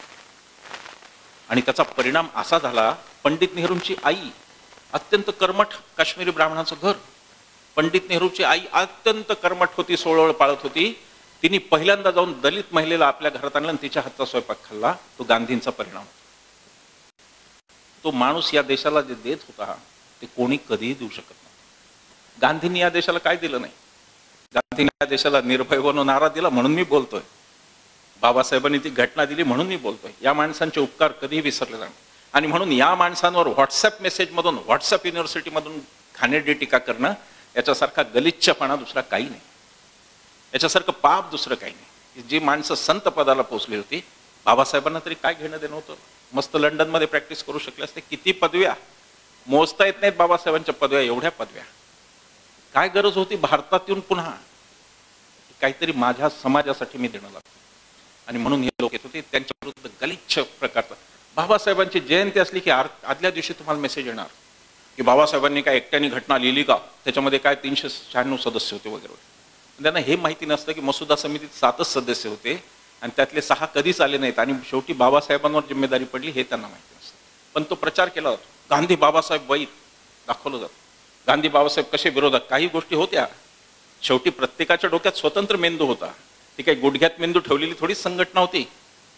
दक्ष म्हणलं की दक्ष असं थोडंच होतं. ते माणसं स्वतंत्र विचार करत, एकाने सांगायचं आणि बाकीच्याने ऐकायचं असं काही नव्हतं तिथं.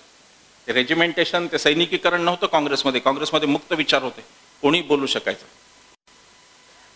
बाबासाहेबांनी नोंदवलंय, माफ करा, प्यारेलालजींनी नोंदवलंय. गांधीजींचे सचिव होते प्यारेलालजी. आणि गांधीजी गेल्यानंतर बाबासाहेबांचा दुसरा विवाह झाला माईसाहेब आंबेडकरांशी. आणि आपल्याला माहिती आहे की गांधी इतके स्वतः कर्मठ होते, एकेकाळी ते चातुर्वर्ण व्यवस्थेचं समर्थन करायचे, पण ते इतके बदलले. गांधी म्हणजे बदल, दुसरं काही नाही. गांधी म्हणजे सतत आपल्यातला बदल. आपला जो बदल करतो तो गांधी. गांधी संपतच नाही. एक ते कलाकार आहेत, ते नथुरामची भूमिका करतात नाटकामध्ये. नथुराम गोडसे बोलतो, शरद पोंक्षे. ते आणि मी एकदा चर्चेला होतो ABP माझ्यावर का कुठेतरी. आणि काय झालं की मी काही खोडसाळ माणूस नाही, मी साधा माणूस आहे. मी काही फार वाकडं तिकडे कोणाला काय बोलत नाही, मला ते डोक्यातही येत नाही. आपलं साफ सरळ तोंड आहे. चुकून काय झालं, त्या चर्चेत इतकं पोंक्षे गोडसे इतकं झालं होतं की मी चुकून त्यांना शरद गोडसे म्हणलो. चुकून म्हणलो, खोडसाळपणा नव्हता, प्रामाणिकपणे सांगतो. शरद गोडसे म्हणल्यावर तो भयंकर संतापले.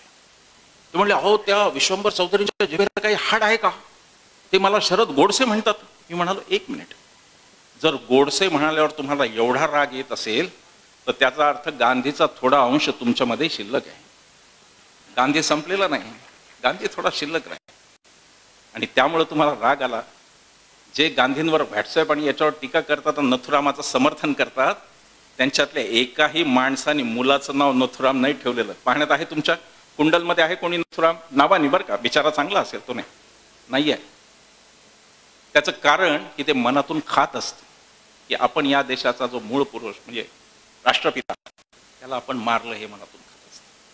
खूप गोष्टी आहेत, खूप प्रकारे त्या बोलता येतात, पण हे बोलायची वेळ येणे हे दुर्दैवी आहे. आता हा देश गांधी, नेहरू, पटेल सगळ्यांचा विषय थांबून हा देश कदाचित वेगळी काहीतरी भाषा आता बोलायला हवा होता. कदाचित तिथल्या तरुणांमध्ये, आता अमेरिकेत लोक फार जुन्या त्यांच्या राष्ट्रपुरुषांची नावं काढत नाहीत. तो एक संपन्न देश आहे. त्यांना बरेच जणांना आपले राष्ट्राध्यक्ष कोण हेही माहिती नसतं. पण आपल्याकडे ते सगळं असून सुद्धा ते का होत नाही हा प्रश्न आहे. आणि त्याला कारण हे शूद्र वृत्तीचं, क्षुद्र राजकारण, शूद्र वृत्तीचं, ज्याच्यातून फक्त विरोधक संपवायचे, देशाचा विचार काही करायचा नाही हे आहे. शेवटचा एक मुद्दा फक्त घेतो आणि थांबतो. या सरकारमध्ये जे अजून आम्हाला आवडत नाही ती एक गोष्ट आहे, यांच्याकडे वैज्ञानिक दृष्टिकोन शून्य आहे. भारतीय राज्यघटनेमध्ये सायंटिफिक टेम्परामेंट, वैज्ञानिक दृष्टिकोन हा सगळ्या नागरिकांचं कर्तव्य आहे. नागरिकांनी तो यायला पाहिजे, व्यवस्थेने तो आणायला पाहिजे. हे त्याचे शत्रू आहेत. मध्ये पंतप्रधान म्हणाले की आमच्याकडे तेव्हा प्लास्टिक सर्जरी होती असं म्हणाले, आणि त्यांनी उदाहरण दिलं. ते उदाहरण सगळ्यांना माहिती आहे की पार्वती स्नानगृहात जात होत्या, मग कोणीतरी रक्षणाला म्हणून गणपतीला बसवलं. शंकर बाहेरून आले आणि गणपतीने त्यांना अडवलं. शंकरांनी ओळखलं नाही आणि शिरच्छेद केला. पंतप्रधान म्हणाले की हमारे पास तबीबी प्लास्टिक सर्जरी थी मित्रों, आणि म्हणून म्हणाले हत्तीची तोंड लावून प्लास्टिक सर्जरी केली. मग आपले बाळ फोंडके साहेब शास्त्रज्ञ आहेत मोठे, त्यांनी महाराष्ट्र टाइम्समधून लेख लिहिला. त्यांनी फक्त एक प्रश्न विचारला की तेव्हा जर प्लास्टिक सर्जरी होती तर जे डोकं उडवलं होतं तेच काय नाही बसवलं, एक हत्ती कशासाठी मारला त्यासाठी प्रश्न त्यांनी विचारला. आता हे हिंदू धर्माचं विकृतीकरण आहे की नाही, की प्लास्टिक सर्जरीने विकृतीकरण. पण ते धनीमनी पण नसतं. आणि काय अनेक एक जणांनी कोणी केला दावा विज्ञान परिषदेत, वाईट वाटतं. मी सुद्धा विज्ञानाचा विद्यार्थी आहे, मी सुद्धा PhD केलाय, मी सुद्धा सायंटिफिक टेम्परामेंट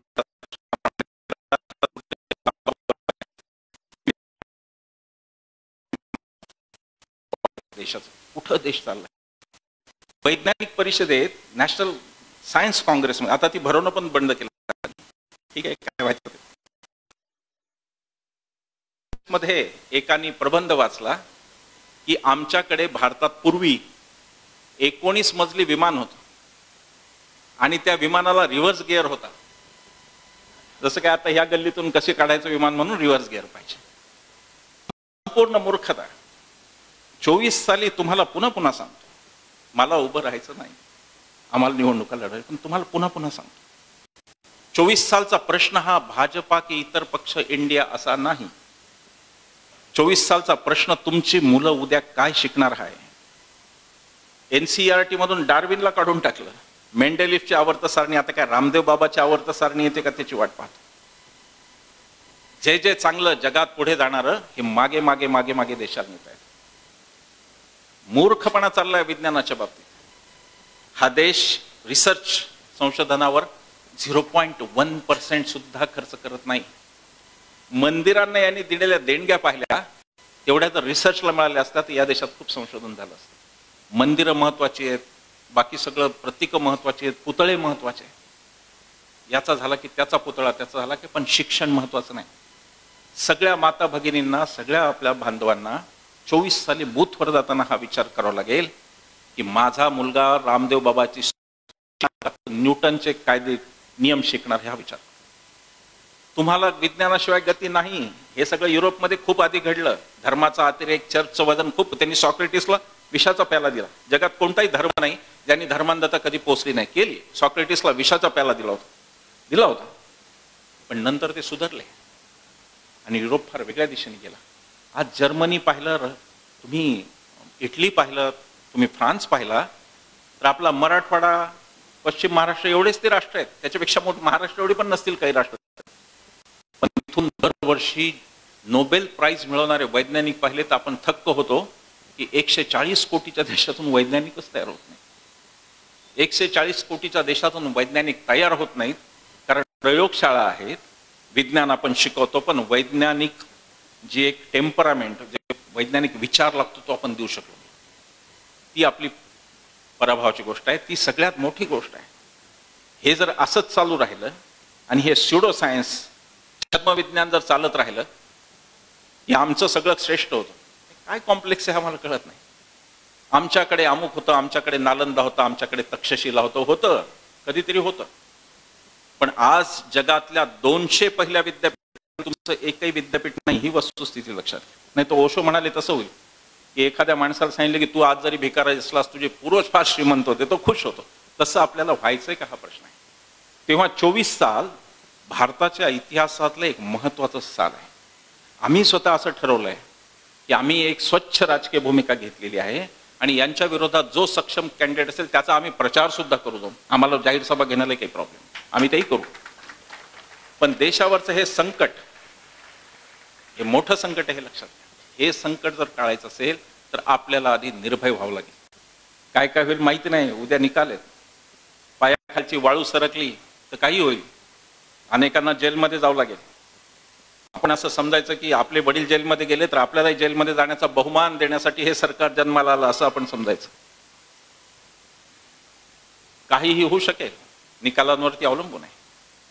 मला कोणीतरी मगाशी राजकीय आमच्या काहीतरी चाललं होतं, मला असं वाटत नाही की भारतीय जनता पक्षाला 225च्या वर जागा देशभरात मिळतील.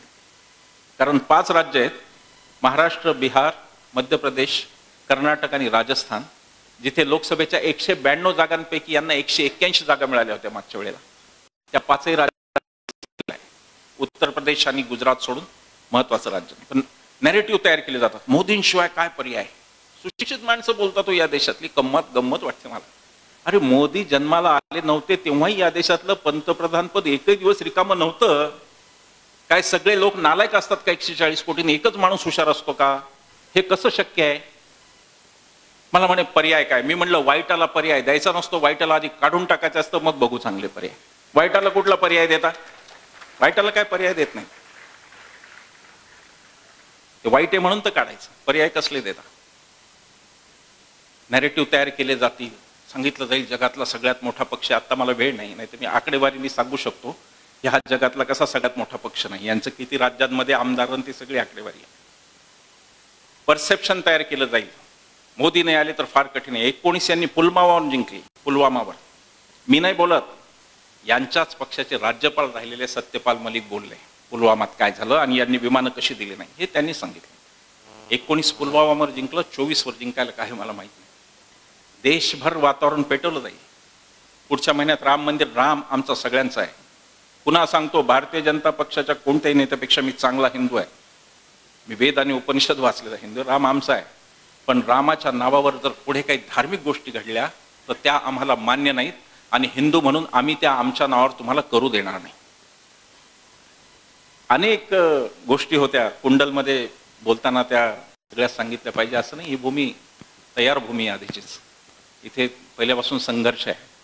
म्हणजे लाडबापूंचं मी पाहत होतो तर स्वातंत्र्यानंतरही त्यांना अटक झाली. हे गमतीशीर आहे सगळं. पानसरे अण्णांना असो किंवा ND सरांना असो, हे झालेलं आहे. ही संघर्षाची भूमी. इथे मी फार बोलण्याची गरज आहे. कवी, राष्ट्रकवी दिनकर यांच्या 4 ओळी सांगून थांबतो. त्यांनी सांगितलं की समर शेष है, युद्ध अजून बाकी आहे, संपलेलं नाही युद्ध. समर शेष है नहीं पाप का भागी केवल व्याध. ज्याच्या हातात धनुष्यबाण आहे तो एकटा नाहीये त्याला जबाबदार. धनुष्यबाण कोणाच्या हातात आहे माहिती आहे सगळ्यांना आता. समर शेष है नहीं पाप का भागी केवल व्याध, जो तटस्थ रहेगा समय लिखेगा उसका भी अपराध. धन्यवाद.